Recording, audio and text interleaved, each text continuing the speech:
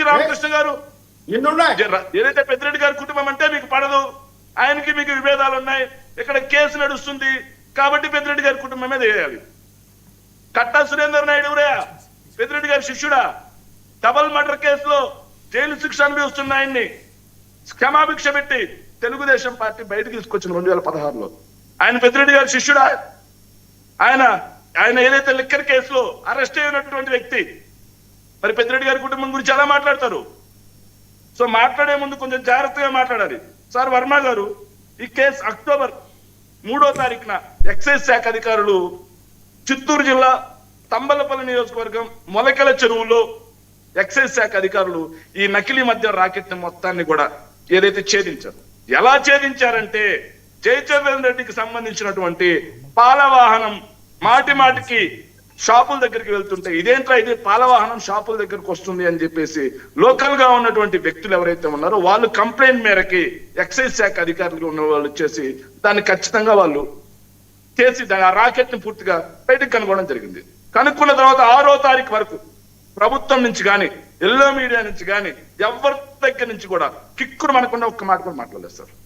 మాట్లాడకుండా కరెక్ట్ గా 7వ తారీఖు సార్ దాన్ని వైఎస్ఆర్ కాంగ్రెస్ పార్టీకి అంటగట్టే ప్రయత్నం చేశారు.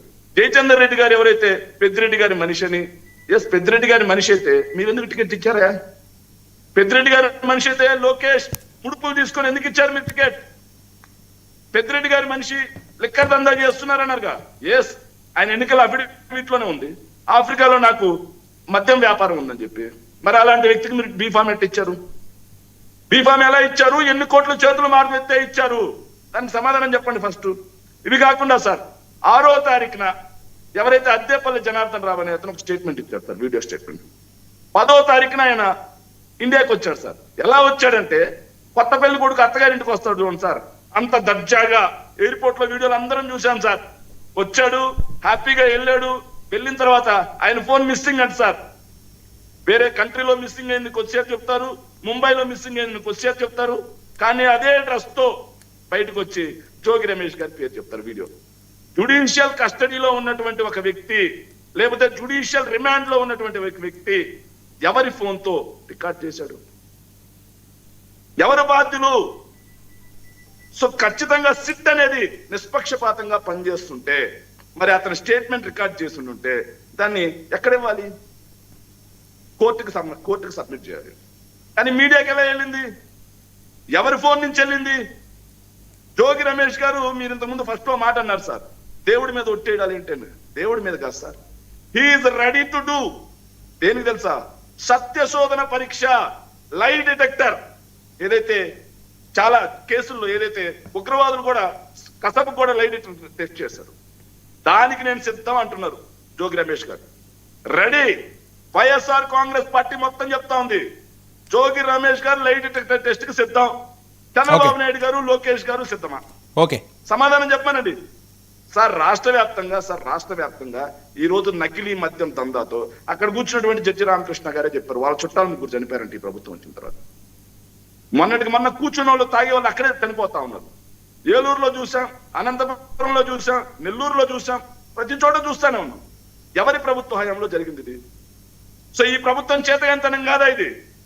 ఈ ప్రభుత్వానికి సార్ కుటీర పరిశ్రమలా దీన్ని నడుపుతుంటే ఎక్సైజ్ శాఖ అధికారులకు ముడుపులు వెళ్లకుండా, లోకల్ గా ఉన్న మంత్రులకు ముడుపులు వెళ్లకుండా, ఏదైతే ముఖ్య నేతలకి ముడుపులు వెళ్లకుండా ఎలా జరుగుతా ఉంది ఇది? ఇన్నాళ్ళు ఎలా జరుగుతా ఉంది? లేస్తే ఈ మద్యం కుంభకోణం బయటపడినప్పటి నుంచి, నకిలీ మద్యం కుంభకోణం బయట దగ్గర నుంచి సో వాళ్ళ ప్రభుత్వానికి చెడ్డ పేరు వస్తుంది. కానీ ఎలా వైఎస్ఆర్ కాంగ్రెస్ పార్టీకి అంటగట్టాలి? జోగి రమేష్ చెప్పాడని చెప్పేసి శంకర్ యాదవ్ కాదని జయచంద్ర రెడ్డి గారికి చంద్రబాబు నాయుడు గారు టికెట్ ఇచ్చారా? జోగి రమేష్ చెప్పాడని చెప్పేసి స్టీఫెన్సన్ కి రేవంత్ రెడ్డి పోయి డబ్బులు ఇచ్చి వచ్చాడా? జోగి రమేష్ చెప్పాడని చెప్పేసి ఏదైతే స్కిల్ స్కామ్ లో డబ్బులు బుడుపులు మారాయా? జోగి రమేష్ చెప్పాడని చెప్పేసి 2,000 కోట్ల రూపాయల ఇన్కమ్ ట్యాక్స్ కేసులో పెండ్యాల శ్రీనివాసరావు గారు అమెరికా పారిపోయారా? ఇవన్నీ ఎవరు చెప్పారని జరిగాయి? సో మీ ప్రభుత్వంలో తప్పు జరిగింది. మీకు చిత్తశుద్ధి ఉంటే నిష్పక్షపాతంగా దర్యాప్తు చేయండి. దోషులు ఎవరైనా సరే కఠినంగా శిక్ష విధించండి. ఇది ప్రజల యొక్క ఆరోగ్యాలతో చెలగాటమే. సార్ చివరిగా మాట చెప్తున్నాం సార్, వైఎస్ఆర్ కాంగ్రెస్ పార్టీ ఏ తప్పు చేయలేదు కాబట్టి మేము మొదటి రోజు నుంచి డిమాండ్ చేస్తాం. మొదటి రోజు లేఖ రాసింది రామకృష్ణ గారు, గుర్తుపెట్టుకోవాలి ఈ పాయింట్. మిథున్ రెడ్డి గారు కేంద్ర ప్రభుత్వానికి లేఖ రాశారు, సిబిఐ ఎంక్వైరీ చేయాలి దీని మీదని. మా తప్పు లేదు కాబట్టి, మాకు చిత్తశుద్ధి ఉంది కాబట్టి, దమ్ము ధైర్యంగా ఏ తప్పు చేయలేదు కాబట్టి సిబిఐ ఎంక్వైరీ కోరుకుంటున్నాం. మరి ఈ ప్రభుత్వం తప్పు లేకపోతే, ఈ ప్రభుత్వం ఇలాంటి చందమామ కథలు అల్లకపోతే సిబిఐ ఎంక్వైరీకి సిద్ధమా, లేకపోతే సుప్రీంకోర్టు సిట్టింగ్ జడ్జ్ తో విచారణకు సిద్ధమా? దీనికి సమాధానం చెప్పండి. సమాధానం చెప్పండి సార్. విజయ్, ఏం జరుగుతుంది అసలు? వాళ్ళు ప్రభుత్వం ఉన్నంతకాలం లెక్క ఈ రకంగా చేశారు అన్నారు. ఈరోజు కోట్ల బాటిల్ ఉన్నాయట, కోట్ల బాటిల్.